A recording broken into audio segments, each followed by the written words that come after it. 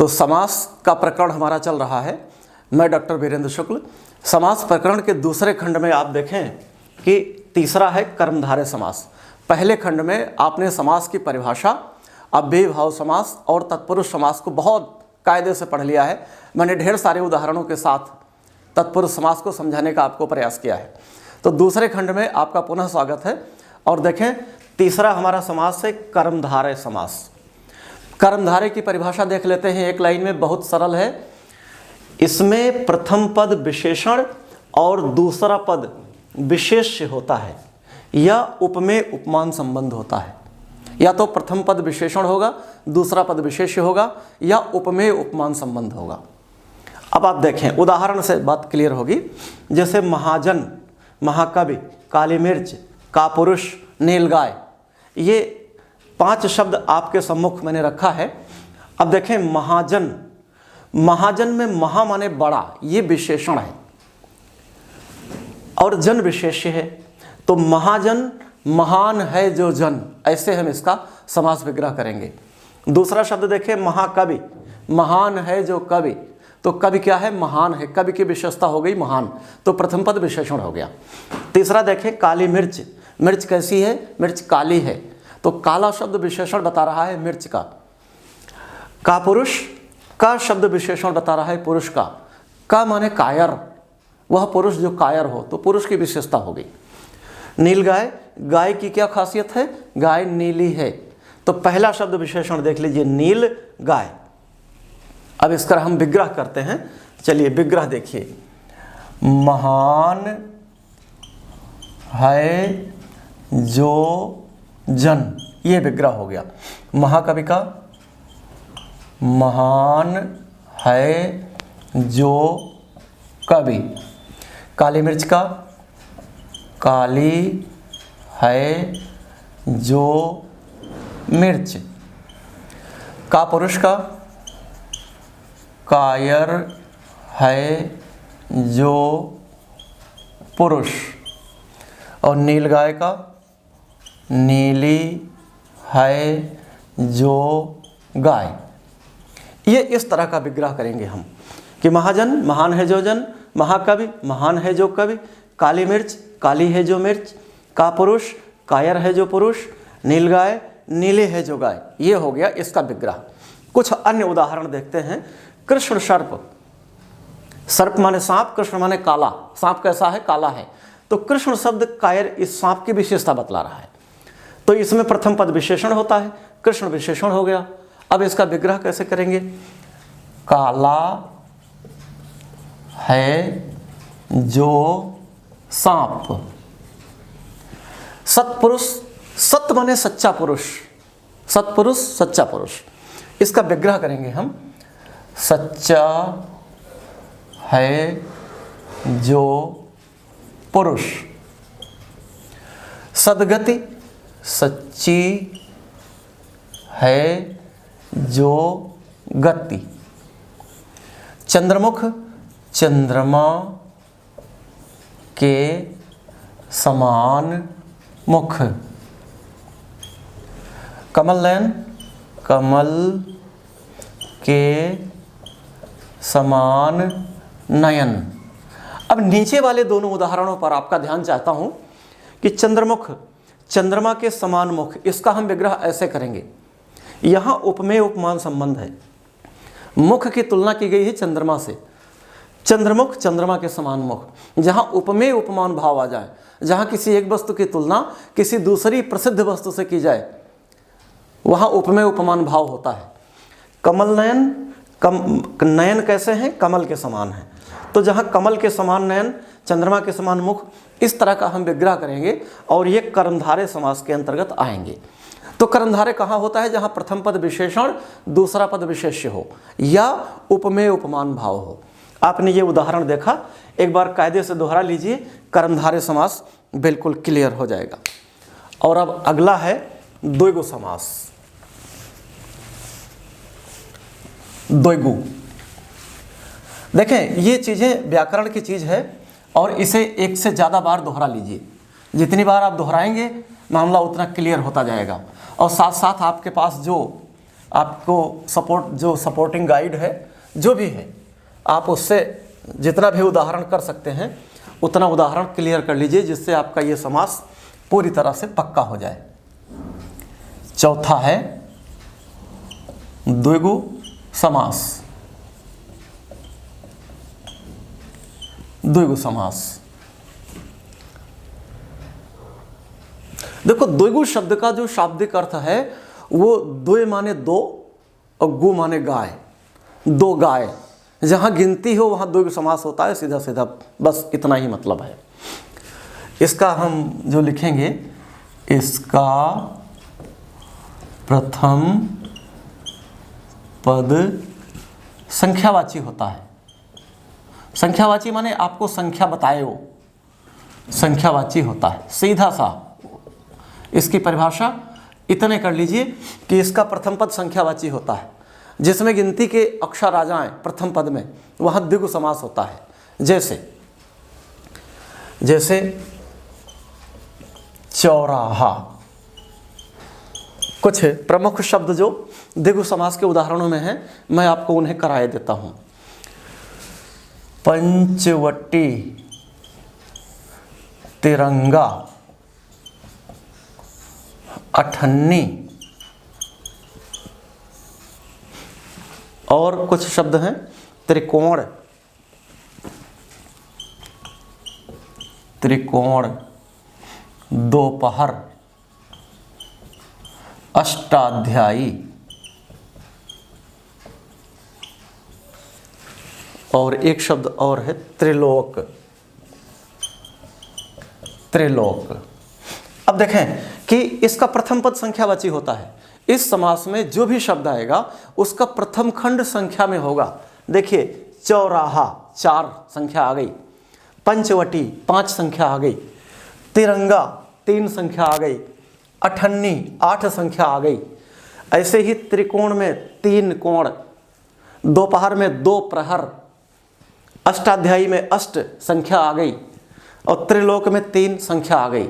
तो जहां प्रथम पद में संख्या आ जाए वहीं पर द्विगु समास होता है। अब विग्रह कैसे करेंगे? 4 राहों का समूह।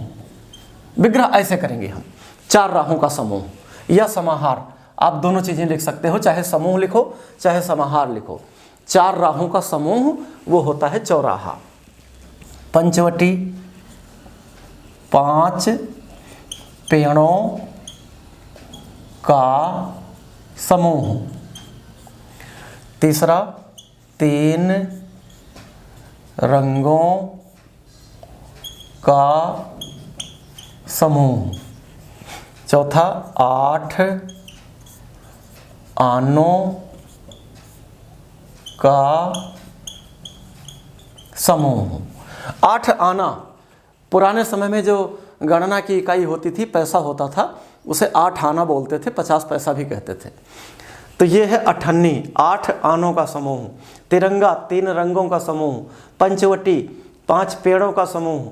चौराहा 4 राहों का समूह। त्रिकोण देखिए 3 कोणों का समूह। दोपहर 2 प्रहरों का समूह। अष्टाध्यायी 8 अध्यायों का समूह। 3 लोकों का समूह। तो इस तरह आपने देखा कि त्रिकोण 3 कोणों का समूह, दोपहर 2 प्रहरों का समूह। प्रहर एक पुराने समय में समय की गणना की इकाई होती थी, 3 घंटे को एक प्रहर बोला जाता था। अष्टाध्यायी, ये महर्षि पाणिनि का जो व्याकरण ग्रंथ है वो है अष्टाध्यायी, 8 अध्यायों का समूह। जब आप इसका समास विग्रह करेंगे, इस शब्द को पूरी तरह से खोल देंगे तो 8 अध्यायों का समूह निकलेगा। और त्रिलोक 3 लोकों का समूह। 3 लोकों का समूह, धरती आकाश पाताल, इस तरह 3 लोकों को माना गया है। तो द्विगु समास आपने देखा कि इसका प्रथम पद संख्यावाची होता है, जिसमें भी गिनती हो जाए वो द्विगु समास हो जाता है। यहाँ एक कन्फ्यूजन में क्लियर कर दूं कि मान लीजिए लिखा हो चतुर्भुज, चतुर्भुज, तो आप इसका विग्रह करो चार भुजाओं का समूह, यहाँ गलती हो जाएगी। देखो कुछ चीज़ें रूढ़ हो गई हैं, विशेष अर्थों में प्रसिद्ध हो गई हैं, वो द्विगु समास में नहीं आएंगी, भले ही उनका इस चतुर का मतलब चार निकलता हो, इससे कोई फर्क नहीं पड़ता। अगर इस चतुर्भुज का मतलब चार, चतुर पहला शब्द इसमें भी संख्यावाची है, या दूसरा शब्द लिख दूं मैं दशानन, अब इसमें 10, ये 10 संख्यावाची है, तो दशानन माने 10 सिर हैं जिसके, अर्थात रावण, कोई प्रसिद्ध अर्थ निकला, कोई नया तीसरा प्रसिद्ध या रूढ़ अर्थ निकला, उसमें तो बहुब्रीहि समास होगा, भले ही प्रथम पद संख्यावाची हो, उससे कोई फर्क नहीं पड़ता। जैसे चतुर्भुज है, इसमें 4 निकल आया, लेकिन ये चतुर्भुज कहते ही आपके दिमाग में 4 भुजाओं वाले भगवान विष्णु का रूप अपने आप आ जाता है। तो चतुर्भुज एक नया और तीसरा और रूढ़ अर्थ दे रहा है, प्रसिद्ध अर्थ दे रहा है। रूढ़ का मतलब प्रसिद्ध अर्थ, किसी विशेष अर्थ में जो प्रसिद्ध हो पूरे संसार में, वन पीस हो जो। तो चतुर्भुज भगवान विष्णु, दशानन ये रावण, इन सब के लिए प्रसिद्ध हो गया है। चतुरानन 4 मुख जिनके, अर्थात ब्रह्मा जी। तो ऐसे जो रूढ़ और प्रसिद्ध अर्थ हैं वो द्विगु समास में नहीं जाएंगे, इस बात को क्लियर कर लेना। आगे बढ़ते हैं, हमने द्विगु समास देख लिया। अब जो अगला समास है, देखो द्विगु समास और बहुब्रीहि समास में कभी कभी गड़बड़ हो जाता है और कई हमारे विद्यार्थी भटक जाते हैं, तो भटकने की जरूरत नहीं है। जो रूढ़ और प्रसिद्ध अर्थ है, अब जैसे अभी आपने द्विगु समास में देखा था पंचवटी, 5 पेड़ों का समूह, लेकिन पंचवटी में राम, सीता और लक्ष्मण वनवास काल में निवास करते थे। तो कुछ हमारे भाषा वैज्ञानिक ये भी मानते हैं कि पंचवटी को क्यों ना बहुब्रीहि समास की तरफ फेंक दिया जाए, लेकिन फिर भाषा वैज्ञानिकों का जो प्रबल पक्ष है वो ये कहता है कि नहीं, पंचवटी को हमें द्विगु समास के अंतर्गत ही मानना चाहिए। अगला है द्वंद्व समास, 5वां है द्वंद्व समास। द्वंद्व समास, इसकी बहुत सरल परिभाषा है, इसमें दोनों पद प्रधान होते हैं और बीच के, और ये जो है इस और को अंडरलाइन समझिएगा, और शब्द का लोप होता है। इसमें दोनों पद प्रधान होते हैं और बीच के और शब्द का लोप होता है जब हम समास करते हैं, तब समास विग्रह में और होता है और बीच में वो जब समास करते हैं तो लुप्त हो जाता है। जैसे कुछ शब्द लिखते हैं हम, सुख दुख, हानि लाभ, धरती आकाश, जय पराजय। अब देखें सुख दुख, ये आपने देखा इसमें दोनों पद प्रधान होते हैं। जो दोनों शब्द हैं दोनों प्रधान है, दोनों का बराबर अर्थ निकल रहा है। जितना सुख प्रधान है उतना ही दुख है, जितनी हानि प्रधान है उतना ही लाभ है, जितनी धरती प्रधान है उतना ही आकाश का अर्थ है। जैसे जय है वैसे पराजय है। इसमें कोई अंतिम पद, बीच का पद ऐसा कोई प्रधान नहीं होता। तो अब सुख दुख को आप इसका समास विग्रह कर दें, सुख और दुख, ये समास विग्रह बना। हानि लाभ, हानि और लाभ, इस तरह आप इनका विग्रह कर लें, धरती और आकाश, जय और पराजय।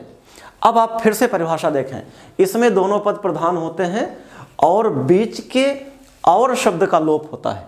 ये जो बीच का और शब्द है, ये जब आप समास करेंगे तो सुख दुख के बीच में नहीं आएगा और इसके आगे योजक चिन्ह लगा होगा, जैसे आप डैश भी कह देते हैं, ये योजक चिन्ह है। तो सुख और दुख 3 पद हो गए, आपने इनका समास कर दिया तो ये बन गया सुख दुख, और बीच में और शब्द छिप गया। हानि और लाभ 3 शब्द आपको दिख रहे हैं। जब आपने समास कर दिया तो हानि लाभ हो गया, बीच में डैश आ गया और शब्द गायब हो गया। इस तरह हमारे गुरुजी हमें बताया करते थे कि और शब्द का लोप हो बच्चों समझ जाना, द्वंद्व वही है, द्वंद्व वही है, रटते जाना। तो ऐसे आप भी समझ लें कि जहाँ बीच में और शब्द का लोप हो वहीं द्वंद्व समास होता है। 1-2 उदाहरण और लेते हैं इसका। जैसे भला बुरा, भला और बुरा। अच्छा, कभी एक देखिए शीतोष्ण, अब ये शब्द है शीतोष्ण। कुछ हमारे विद्यार्थी तो परिभाषा नहीं रटते, वो कहते हैं बीच में डैश ना लगा हो तो समझ लो जहाँ बीच में डैश लगा हो वहीं पर द्वंद्व समास। अब यहाँ देख लीजिए शीतोष्ण, जब तक आप इसके मर्म में नहीं घुसेंगे, अंदर नहीं जाएंगे, आप हल नहीं कर सकते। शीतोष्ण, जब आप इसे अलग अलग करोगे तो निकलेगा शीत और उष्ण। अब निकला और, ऐसा समाया है और कि आपको डैश कहीं दिख ही नहीं रहा है। तो आपको कॉन्सेप्ट क्लियर कर लेना है कि द्वंद्व समास होता कहाँ है। शीतोष्ण, शीत और उष्ण। और ठीक है, बाकी तो आप देखें राधा कृष्ण,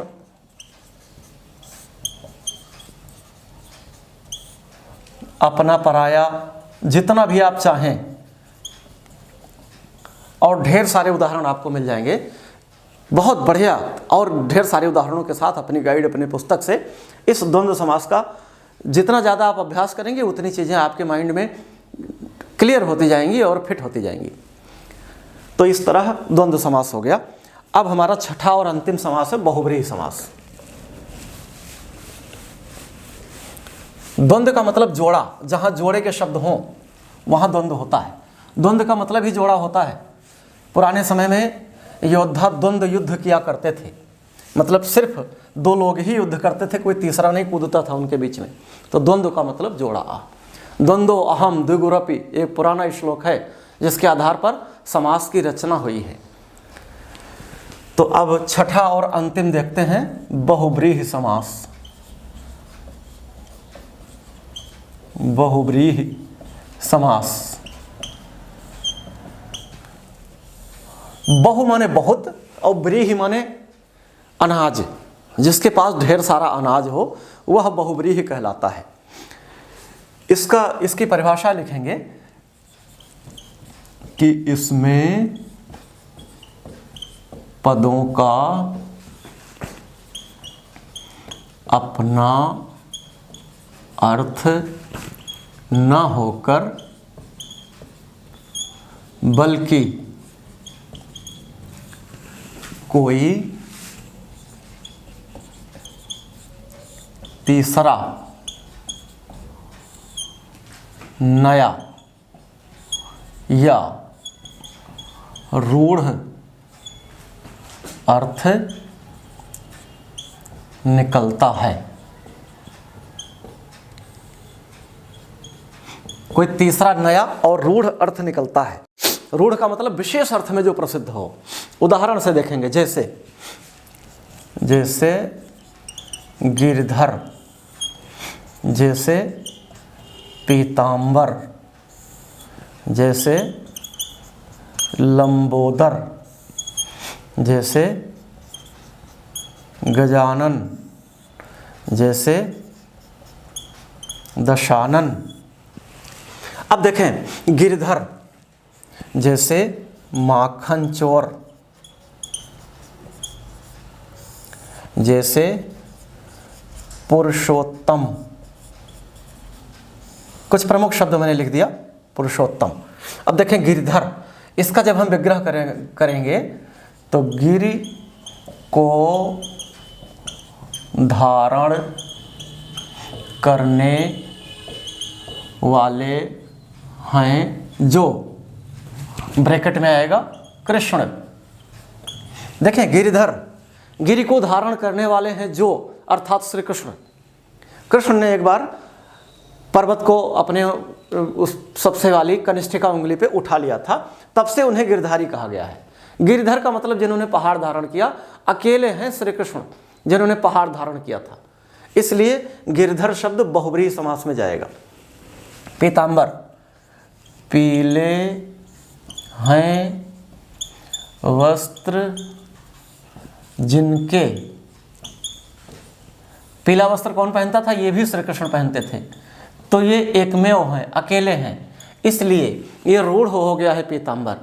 अब आप पीला वस्त्र नहीं करेंगे इसका विग्रह, क्योंकि पीतांबर कहने से ही, क्योंकि भगवान श्री कृष्ण पीतांबर धारण करते थे, इसलिए उनके प्रति ही हमारी भावनाएं पहुंच जाती हैं वहीं पर, इसलिए पीतांबर में बहुब्रीहि ही है, कर्मधारय नहीं आएगा, इतना कंफर्म कर लीजिएगा।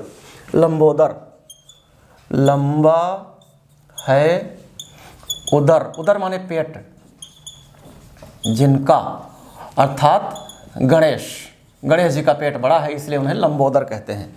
गजानन, हाथी के समान है मुख जिनका, कौन? गणेश, गजानन भी गणेश हो गए। और दशानन, 10 हैं आनन, आनन माने मुख जिनके, ये हो गया रावण, ये भी अलग ही हो गया। माखन चोर, मक्खन को चुराने वाले हैं जो, ब्रैकेट में कृष्ण, ये भी एक अलग है, क्योंकि माखन चोर दुनिया में और कोई नहीं था। आप इसका विग्रह ऐसे भी कर सकते हो, माखन को चुराने वाला, तो फिर ये तत्पुरुष समास में पहुंच जाएगा। लेकिन माखन चोर अकेले पीस थे पूरी दुनिया में, ये विशेष अर्थ में रूढ़ हैं, इसलिए इन्हें बहुब्रीहि समास के अंतर्गत रखना चाहिए। पुरुषोत्तम, पुरुषों में उत्तम हैं जो, ब्रैकेट में राम, मर्यादा पुरुषोत्तम कहते हैं इन्हें। पुरुषोत्तम आप सप्तमी तत्पुरुष नहीं मानोगे कि मैं आ गया तो सप्तमी तत्पुरुष पुरुषों में उत्तम, नहीं, ये रूढ़ हैं विशेष अर्थों में पुरुषोत्तम, इसलिए इन्हें आप बहुब्रीहि समास के अंतर्गत लेकर जाएंगे। और 2-3-4 उदाहरण।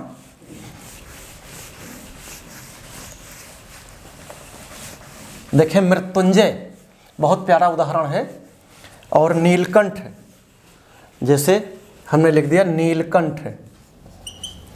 अब आप तो कहेंगे कि नील इसमें विशेषण है, नीला कंठ, कंठ की विशेषता है, कर्मधारय समास में जाना चाहिए, लेकिन नहीं, नीलकंठ, भगवान शिव ने विष पी लिया था तो उनका कंठ नीला हो गया था, विशेष अर्थ में यह शब्द प्रसिद्ध हो गया। तो नीला है कंठ जिनका, नीला है कंठ जिनका, ये पहुंचे शिव, ये विशेष अर्थ में प्रसिद्ध हो गया। ऐसे ही मृत्युंजय, मृत्युंजय, मृत्यु को जीत लिया है जिसने, अर्थात शिव। और उदाहरण आपको देता हूं, पंकज, पंख से उत्पन्न होता है जो,